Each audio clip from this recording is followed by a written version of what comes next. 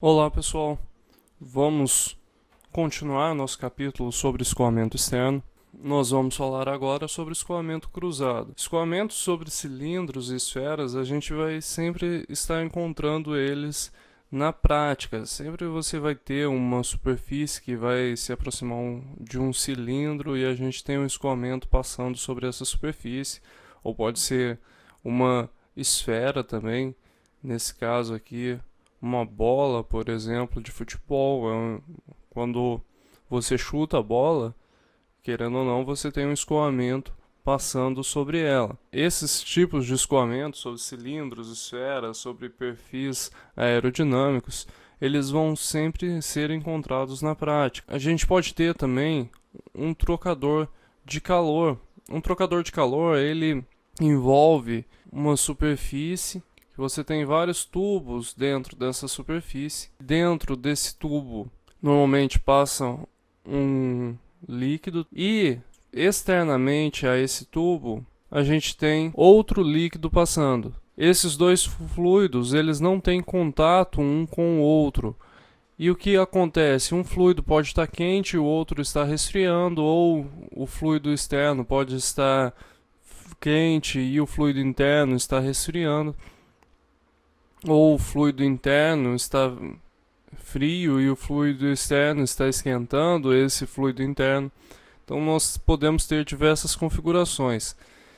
Normalmente, quando a gente tem um trocador de calor de casca e tubos, nós temos ambos os escoamentos. Dentro do tubo vai ser um escoamento interno e através do tubo um escoamento externo.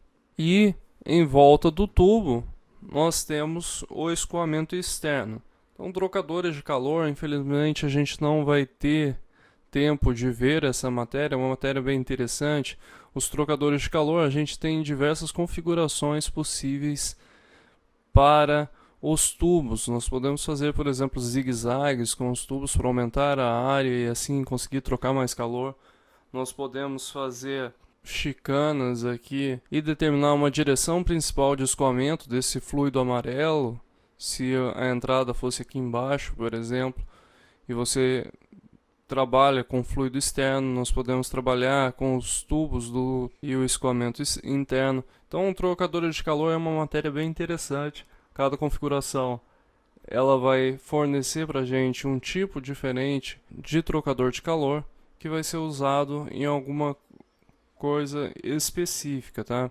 Eu falei de bolas de futebol, mas um exemplo prático de escoamento externo vai ser os diferentes tipos de bolas que nós temos para cada esporte. Cada tipo de bola ela possui uma costura diferente. A costura da bola ela é feita de forma a minimizar ou maximizar o arrasto. Se você tem a bola de golfe, você tem aquelas reentrâncias na bola que são feitas justamente para você diminuir o máximo a sua esteira, e a bola de golfe, quando você fizer a sua tacada, você quer que ela chegue a distância maior possível. Nós temos os gomos da bola de futebol. Esses gomos são justamente para modificar o escoamento e reduzir a camada limite, para tentar reduzir um pouco a força de arrasto sobre a superfície. Nós podemos ter, por exemplo, aquela bola de futebol americano, que a intenção dela é ser jogada a uma distância mais longa possível, por isso ela tem aquele perfil oval da bola, ok? E esse perfil é um perfil que é aerodinâmico para facilitar pro lançador pegar a bola, ok? Então temos diversos tipos de escoamentos que podem acontecer sobre os mais diversos esportes. O formato dos escoamentos vai ser definido com base no número de Reynolds. Se a gente tiver um determinado número de Reynolds, a gente vai ter, claro, a transição para a camada limite turbulenta. Nós vamos ter separação do escoamento, regiões de esteira. E o escoamento na região de esteira vai ser caracterizado pela formação periódica de vórtices e baixas pressões, conforme a gente já viu no começo do capítulo. Nós temos a esteira, nós temos que a esteira é uma região de baixa pressão, portanto, quanto maior for a sua esteira, maior vai ser o arrasto de pressão, e claro que isso vai influenciar na sua troca de calor. Para o cilindro circular, a gente vai utilizar o Reynolds D com base no diâmetro, tanto para o cilindro quanto para a esfera, ok? Então, nós podemos utilizar o Reynolds D, que é o Reynolds do diâmetro, que é ρVd sobre μ. Como o momento do fluido em uma camada limite turbulenta é maior do que o momento de uma camada limite laminar, é razoável esperar que a transição retarde a ocorrência de separação. O que acontece? Você tem um escoamento, vocês se lembram lá no vídeo anterior que eu disse que apenas olhando para aquele escoamento eu sabia que nós estávamos trabalhando com o escoamento de camada limite laminar. Por quê? O que acontece? Quando você tem a camada limite laminar, a separação ela ocorre com um ângulo de separação que ele é maior. Por que esse ângulo de separação é maior na camada limite laminar que na camada limite turbulenta? Na camada limite laminar, quando você tem essa região de baixa pressão aqui, ela facilmente consegue alterar as linhas de corrente do seu fluido e deformar elas. Portanto, a região de baixa pressão, ela influencia muito as linhas de corrente do seu escoamento. Já quando a gente tem um escoamento turbulento, o que vai acontecer? Você tem uma compressão maior do seu escoamento, porque a velocidade do escoamento é maior, portanto, nós temos uma esteira viscosa que vai ser dada mais ou menos por essa configuração aqui. Então, o que aconteceu? Nesse caso, quando o fluido separou, ele já afetava muito a corrente.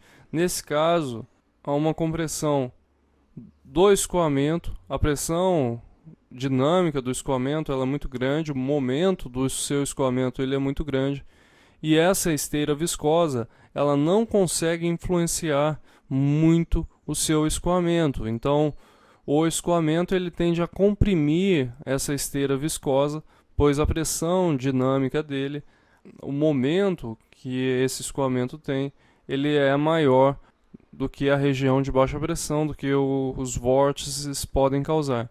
E esse momento ele tende a comprimir a esteira viscosa. Portanto, na camada limite turbulenta, quando nós temos regiões de separação, o ângulo de separação aqui ele tende a ser menor do que o ângulo de separação da camada limite laminar. Portanto, na camada limite turbulenta, nós temos um momento maior do que a camada limite laminar, por isso a gente tem que a separação ela retarda o escoamento. Portanto, na camada limite laminar, a separação ela vai ocorrer com um ângulo θ aproximadamente de 80 graus. Esse ângulo é em relação ao ponto de estagnação. Então, você tem um ponto de estagnação aqui, a separação ela está ocorrendo em torno de 80 graus aqui, com esse θ aqui, ok? Então, essa separação está ocorrendo dessa forma aqui.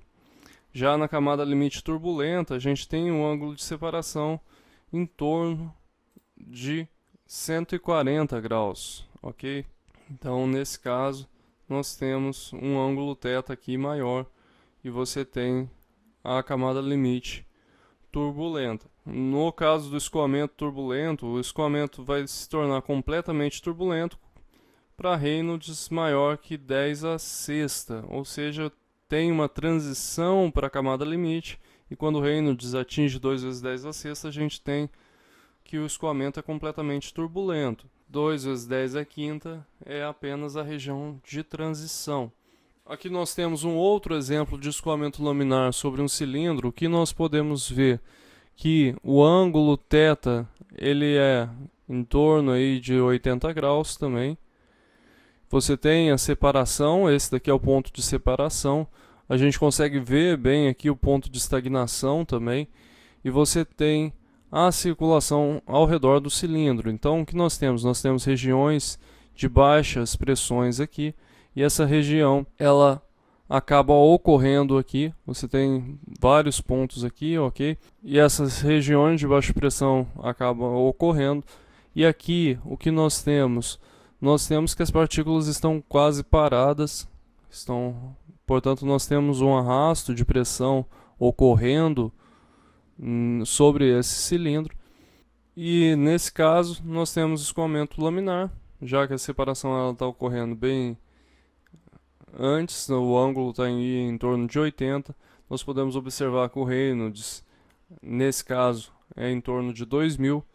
E nós temos a camada limite laminar como uma esteira turbulenta. Temos aqui um esquema que eu desenhei no slide anterior para vocês. Vocês observam que para a camada limite laminar, o momento da esteira viscosa ele influencia o momento da corrente de fluido e, portanto, a separação ela está ocorrendo aqui num ponto anterior.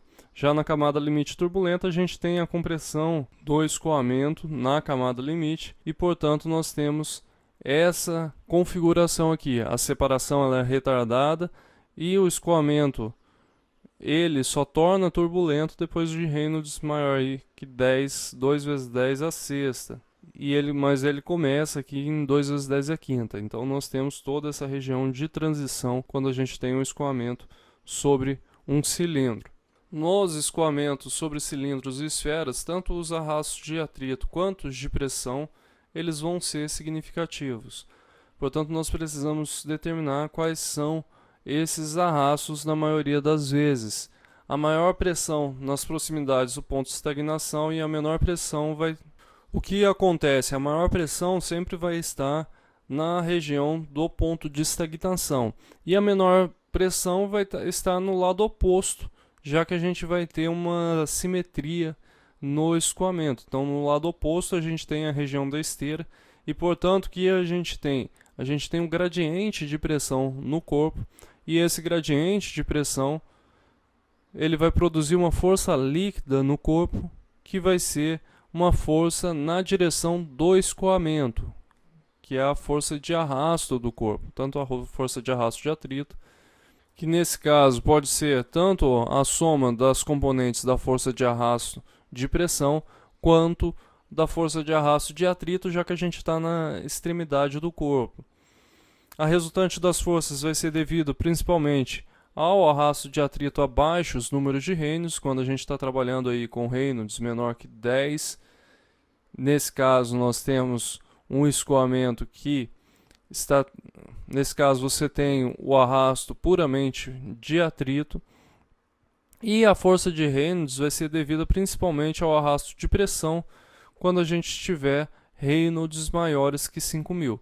Portanto, quando a gente está trabalhando na faixa aí de 10 até 5.000, tanto o arrasto de pressão quanto o arrasto de atrito, eles vão ser importantes para o meu escoamento. Aqui nós temos o coeficiente médio de arrasto, quando a gente tem um cilindro liso ou uma esfera lisa.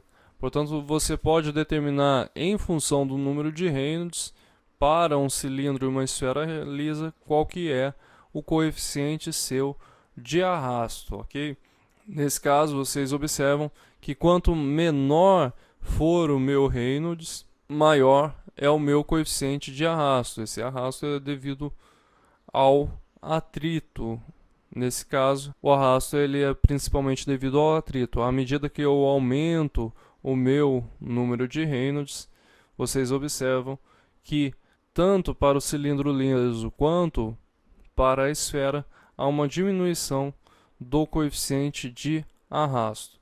Depois disso, nós temos uma queda brusca aqui na região da transição para turbulência. Quando há a transição para turbulência, nós temos apenas o arrasto de pressão e o arrasto de atrito ele não é tão importante para o nosso problema. Aqui nós temos dois casos em que o Reynolds, ele primeiro aqui em torno de 15.000 e o segundo de 30.000, ok? Então nós temos esses casos para o número de Reynolds. Vocês observam aqui que no primeiro caso a separação ela está ocorrendo aqui bem na frente do seu corpo, ok? Então começa a separação com a região de transição e o escoamento descola, e nós temos a camada limite. Nesses dois casos, nós temos o escoamento laminar, mas só que nesse segundo caso, como nós temos um Reynolds um pouquinho maior, vocês observam que também está ocorrendo a separação aqui com um ângulo. Vocês observam que a separação ela também está ocorrendo. No entanto, esse ângulo de separação é um pouquinho maior, já que o Reynolds ele é maior. E a gente tem uma pequena compressão. Começa a surgir a compressão da camada limite, a compressão da esteira viscosa, visto que a gente começa a aumentar o número de Reynolds, já que a gente vai fazer a transição para a camada limite turbulenta, ok? Portanto, essa região que a gente está vendo aqui em ambos os escoamentos, ela é a região de transição para a turbulência. O que nós vimos então até agora foi uma revisão de mecânica dos fluidos. Vamos falar um pouco agora de transferência de calor. Bem, o escoamento através de cilindros em esferas vai, em geral, envolver a separação do escoamento. E esse fenômeno a gente sabe que é difícil de ser tratado analiticamente. Portanto, novamente, a gente vai recorrer a correlações empíricas para a determinação desses coeficientes de transferência de calor. Essa figura que eu vou mostrar para vocês, ela relaciona a variação do coeficiente de transferência de calor ao longo de um cilindro circular para o escoamento cruzado de ar. Então nós podemos ter, por exemplo, diferentes números de Reynolds. Para diferentes números de Reynolds, nós temos o ângulo de separação a partir do ponto de estagnação. Então, nós podemos entrar com o ângulo aqui de separação. Quando que o escoamento se separou? Você vai lá, dá uma olhada no seu escoamento, realiza a medição. Você determina aqui, o escoamento se separou com um ângulo de 120 graus e com o Reynolds, por exemplo, o Reynolds de 140 mil. O Reynolds de 140 mil vai ser dado por essa curva aqui. Portanto, eu posso determinar, com base nesse gráfico, qual que seria o número de Nusselt do meu escoamento e, consequentemente, eu poderia determinar qual que é o meu coeficiente de transferência de calor, ok? Algumas correlações para geometrias comuns vão ser mostradas a seguir. Essas relações são para cilindros únicos orientados na direção do escoamento ou orientados para que o escoamento sobre eles não afetem os outros. Ou seja, essas correlações que eu vou mostrar para vocês não é para um banco de cilindros. A gente vai ver isso no próximo item. Mas sim para um cilindro só, de forma que esse cilindro ele não afete o escoamento sobre outro cilindro que possa ter aqui. Portanto, essas correlações são feitas para cilindros e esferas únicas. Nesse caso, nós podemos ter essas correlações empíricas aqui dadas pela figura 6.14. Então, se nós tivermos cilindros redondos, em círculos, nós podemos ter a faixa do número de Reynolds e o número de Nusselt associado a esse número de Reynolds. Portanto, nós podemos obter, a partir do número de Reynolds e da geometria da seção do cilindro, qual que é o número de Reynolds para esse escoamento. Então nós temos aqui do cilindro, do quadrado, de um quadrado angulado aqui a 45 graus. Quando nós temos um hexágono, nós temos um hexágono aqui a 45 graus também. Nós temos uma placa vertical e nós podemos ter uma elipse também. É claro que tudo isso são cilindros com esses formatos, e para cilindros com esses formatos a gente pode utilizar essas correlações para o número de Nusselt. Lembrando que nesse caso aqui, como nós não temos fatores de correção, sempre que nós utilizarmos essas equações, nós precisamos utilizar a temperatura de filme para avaliar qual que são as propriedades que a gente vai calcular, tanto o número de Reynolds e o número de Prandtl. Uma correlação que é proposta para um cilindro circular que vai englobar toda a faixa do número de Reynolds vai ser essa daqui. O número de Reynolds é dado por essa equação aqui, que vai englobar toda a faixa do número de Reynolds, mas ela vai ser recomendada quando a gente tiver isso daqui, Reynolds vezes Prandtl é maior que 0,2, e todas as propriedades, nesse caso, são avaliadas na temperatura de filme. Nós podemos utilizar essa expressão ao invés de utilizar para cada faixa do número de Reynolds uma equação diferente, ok? Um detalhe que eu gosto de mencionar para vocês é esse daqui. Não considere que essas correlações elas são verdades absolutas, ok? Essas são correlações empíricas. Portanto, se você quiser aplicar isso na prática, se o seu cilindro ele não for liso, ou seja, ele tiver uma rugosidade elevada, provavelmente essa correlação aqui não vai fornecer o melhor número de Nusselt ou o número de Nusselt real que você tem no seu escoamento. Então não considere que essas correlações elas são verdades absolutas.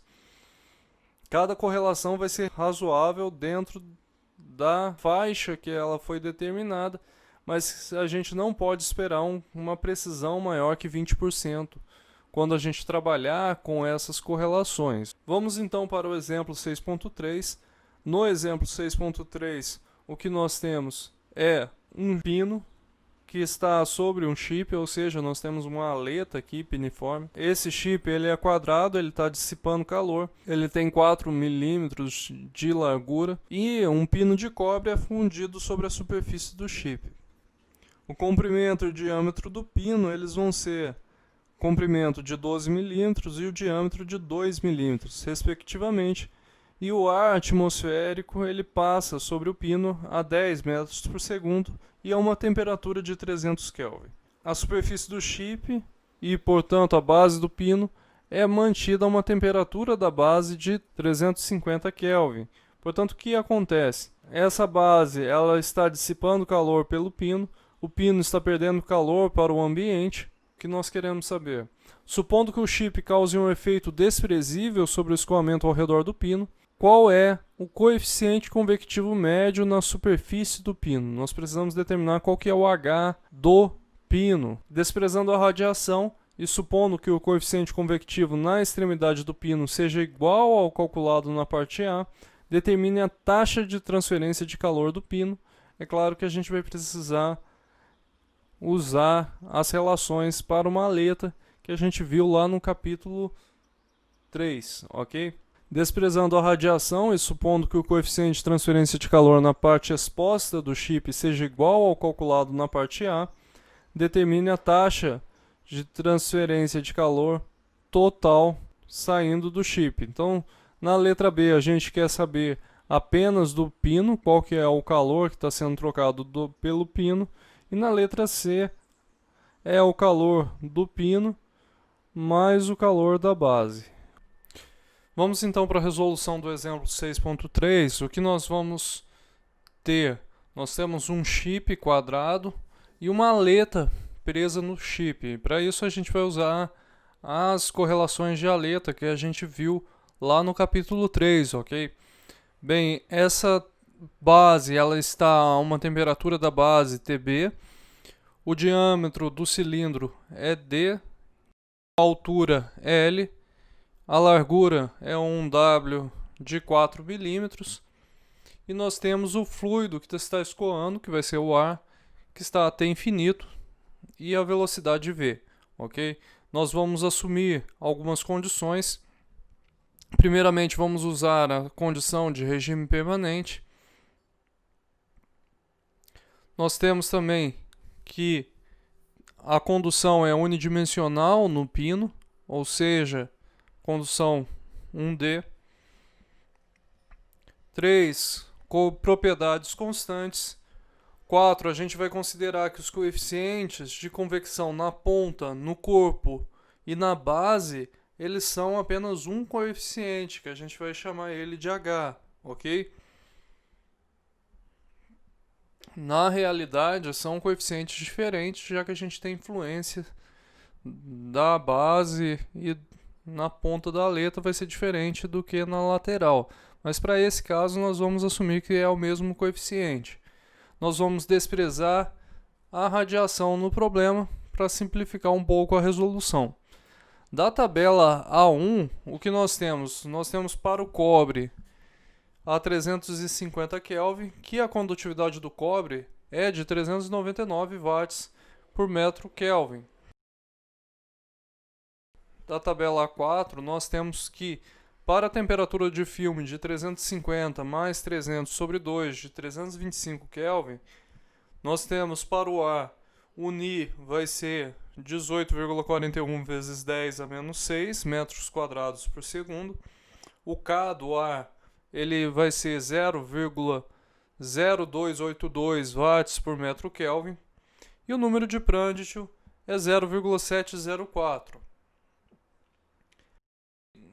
Com a velocidade de 10 metros por segundo e o diâmetro de 0,002 metros, nós podemos calcular o Reynolds do diâmetro, que vai dar 1087. Nós temos que a expressão apropriada para o Nusselt D, nós vamos usar a expressão geral, ok? E essa expressão ela é dada por Nusselt D é igual a 0,3 mais 0,62, que multiplica Reynolds D elevado ao meio, Prandtl elevado a 1/3, tudo isso dividido por 1 mais 0,4 sobre Prandtl elevado a 2/3 e isso elevado a 1/4. Isso vai multiplicar 1 mais Reynolds D dividido por 282.000 elevado a 5/8 e o que está entre colchetes aqui elevado a 4/5. Quando vocês substituem os valores, vocês vão encontrar que o Nusselt D médio é de 16,7. A partir do Nusselt D, nós podemos calcular qual que é o H médio. E com isso nós vamos encontrar que o H médio ele vai ser de 235 watts.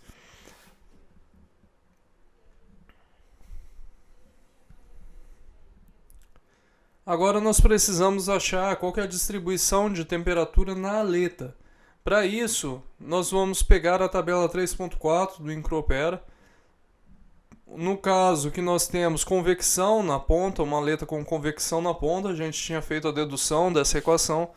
Nós temos que a taxa de transferência de calor é dada por essa expressão aqui, sendo os valores de m² e de m esses aqui embaixo. Então, a partir disso, nós podemos determinar qual que é a taxa de transferência de calor da aleta. Para isso, vamos calcular separadamente os valores de M maiúsculo, de M minúsculo, de ml e do H barra sobre mk. Fazendo isso, nós temos que o M maiúsculo é dado por essa expressão. Vamos substituir os valores e encontrar que o M maiúsculo é 2,15 watts. Nós podemos também fazer a mesma coisa para o M minúsculo. Quando nós fazemos isso, nós encontramos que o M minúsculo é de 34,3 metros a menos 1. O produto ml vai ser igual a 0,412 e o H barra dividido por mk ele vai ser 0,0172.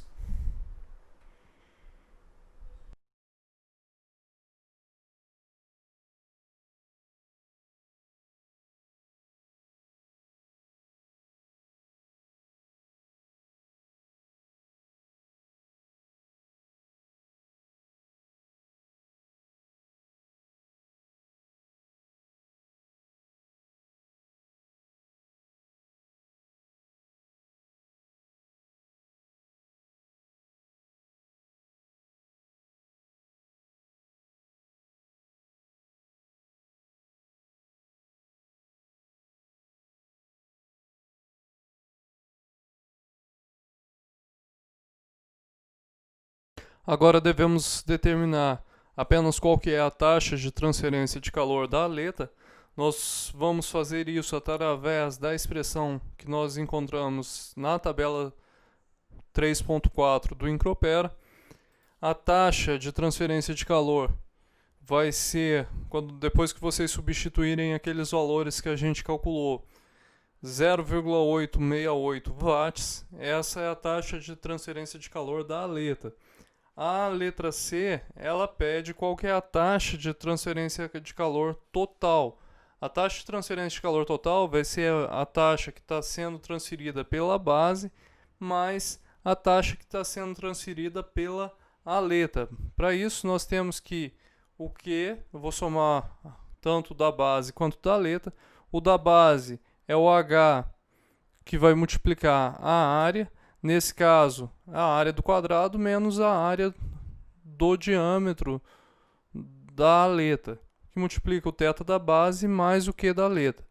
Quando eu faço essa conta, eu vou encontrar que a taxa de transferência de calor é de 1,019 watts. Essa é a resposta do exemplo 3.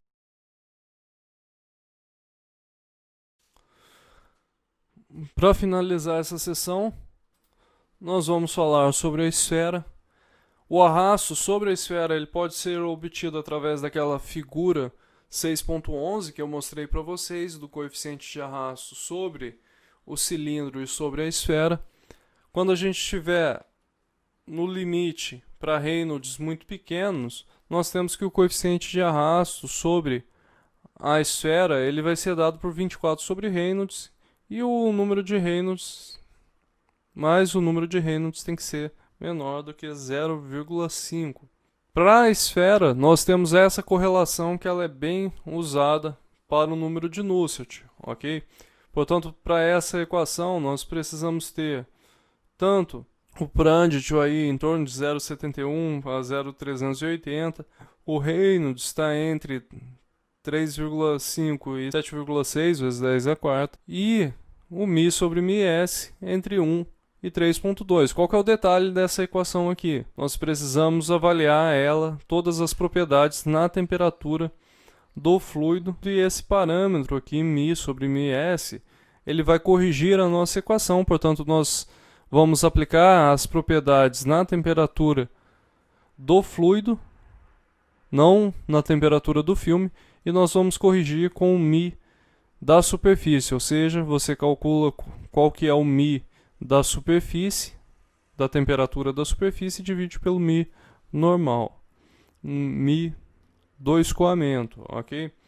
μ do escoamento sobre μ da superfície, e essa relação tem que estar entre 1 e 3,2. Vamos então resolver um exemplo para a gente ver isso. Esferas de cobre de 20 mm de diâmetro, elas são resfriadas pela imersão em um tanque contendo água. Essa água ela está sendo mantida a 280 Kelvin, e nós podemos considerar que as esferas elas atingem a sua velocidade terminal ao se chocarem com a superfície da água e que elas se desloquem livremente através da água. Ou seja, você envia as suas esferas num tanque, quando ela cai no tanque, ela atinge a velocidade terminal e continua nessa velocidade terminal. Estime a velocidade terminal das esferas, igualando as forças de arrasto e gravitacional que atuam nas esferas. Sabendo que a temperatura média da esfera durante o resfriamento é de 350 graus, estime o coeficiente de convecção médio. Portanto, nós devemos estimar qual que é o coeficiente de convecção médio, sabendo que a temperatura da superfície da esfera vai ser em torno aí de 350 graus na média, e que a água está a 280 Kelvin. Vamos então para a resolução do exemplo 6.4. O que nós temos? Nós temos uma esfera. Essa esfera tem um diâmetro d. Ela está caindo na água e esse movimento está gerando uma força de arrasto, que é a Fd, que é dada pelo coeficiente de arrasto vezes a área vezes a pressão dinâmica. Nós temos um calor que está sendo trocado por convecção com o fluido, nesse caso a água, e nós temos a força resultante para baixo, que ela é o ρ da esfera menos o ρ da água, a gente já está descontando o empuxo aqui, ok? Que multiplica G, que multiplica πd ao cubo sobre 6. Nós vamos assumir que a esfera está descendo à velocidade terminal, portanto, podemos assumir, nesse caso, que nós temos um problema em regime permanente. Nós vamos assumir também que as propriedades elas são constantes, ok? Portanto, da tabela A1 do Incropera, nós temos para o cobre a 350, que a massa específica do cobre ela é dada por 8.933 kg por metro cúbico. O Cp é 387 joules por quilograma Kelvin e a condutividade térmica de 398 watts por metro Kelvin, ok? Da tabela A6 nós temos as propriedades para a água. A tem infinito de 280 Kelvin. Nós vamos ter que o ρ da água vai ser 1.000 kg por metro cúbico. A viscosidade da água, o μ, é de 14,22 vezes 10 a menos 6 newton vezes segundo por metro quadrado. A condutividade da água é 0,582 watts por metro Kelvin e o Prandtl é de 10,26. E a viscosidade da superfície, que a gente vai considerar 350 Kelvin, vai ser 420 vezes 10 a menos 5. O balanço de forças vai ser dado quando a gente igualar a força de arrasto com a resultante da força-peso. Portanto, nós temos que, dessa equação, nós vamos encontrar que o coeficiente de arrasto vezes a velocidade ao quadrado, ele vai ser dado por 2,07 metros quadrados por segundo.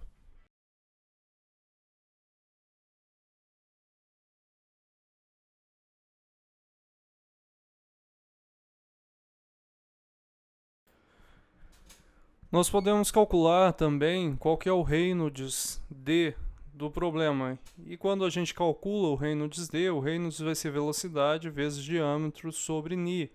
Fazendo isso, nós vamos encontrar que o Reynolds D é 14,085, que multiplica a velocidade. Qual que é o problema dessa aproximação? Nós não sabemos qual que é o valor do Reynolds, nem qual que é o coeficiente de arrasto. Portanto, nós não podemos determinar qual que é a velocidade com base nas correlações que a gente tem. Com isso, nós vamos ter que fazer uma aproximação gráfica para determinar tanto a velocidade quanto o coeficiente de arrasto quanto o Reynolds.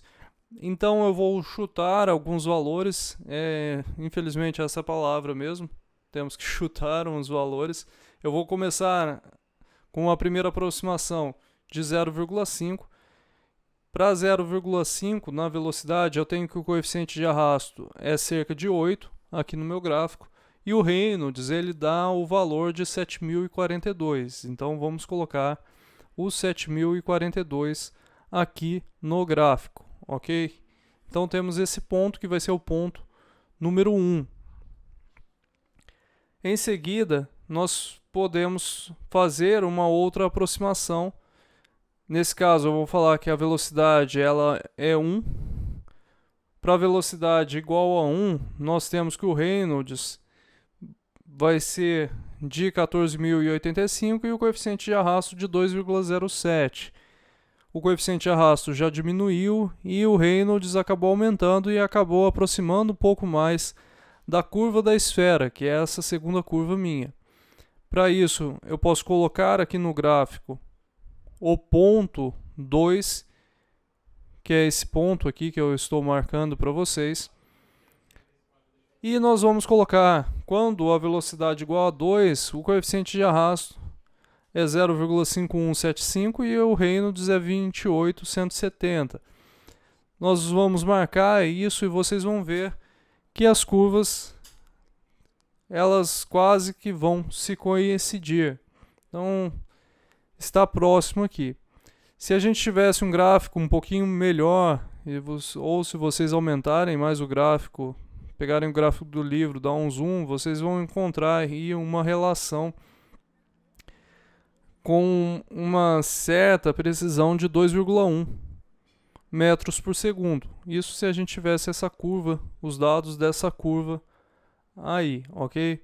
Para mim, a velocidade de 2 ela vai estar bem aproximada, já que a gente tem um gráfico logarítmico aqui, ok? O que dificulta um pouco mais a leitura. O número de Nusselt, ele vai ser dado, portanto, eu vou considerar o 2,1 e nós vamos ter essa expressão, o número de Nusselt médio vai ser de 439 e o H médio ele vai ser de 12.775 watts por metro quadrado Kelvin. Então, o H ele aumentou bastante. Vale a pena frisar aqui, no exemplo anterior que a gente tinha ar sobre a superfície com escoamento forçado, o H era de 235. Já nesse exemplo, quando o H não é forçado, a gente só tem a água escoando, nós temos o H de 12.775, que mostra para a gente que quando a gente trabalha com fluido, o H normalmente ele é muito maior, ok? Eu agradeço vocês por assistirem até aqui, eu espero vocês no próximo vídeo, que vai ser o último vídeo para encerrar essa aula. Muito obrigado e até o próximo vídeo.